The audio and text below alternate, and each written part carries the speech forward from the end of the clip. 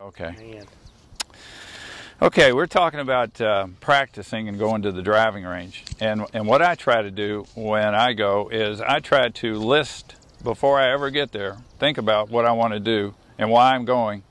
And then I write a little agenda.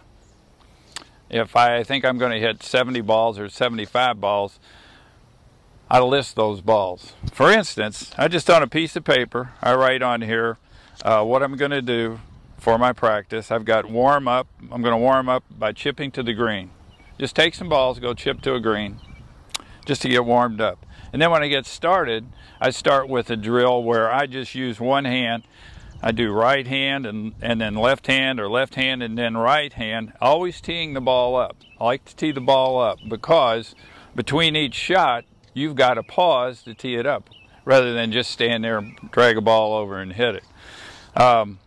So what I've done, I've got my first item is one hand, 5 balls each with a 9-iron. So it's all written right there. Then I go down the list. I got the push forward drill that we talked about, 10 balls with a 6-iron, and so on and so forth. So that I've accounted for 70 shots already. Now what I like to do is I like to do them in series of 4. I'll drag 4 balls over. I'll do the drill with the first 3, and then the 4th ball, I just hit it. I just swing because it gets boring for me to do that drill over and over again. I think you need a little switch up. So what I do is I just take a little piece of paper, write that down, stick it in my pocket. When I'm there, if I wander for any reason, I can go back to this.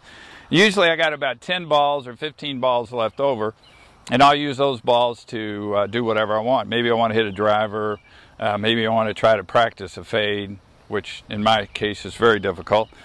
But I write it down. I think that's a good way to do things. So I think you ought to try that when you go. okay. All right? Yep.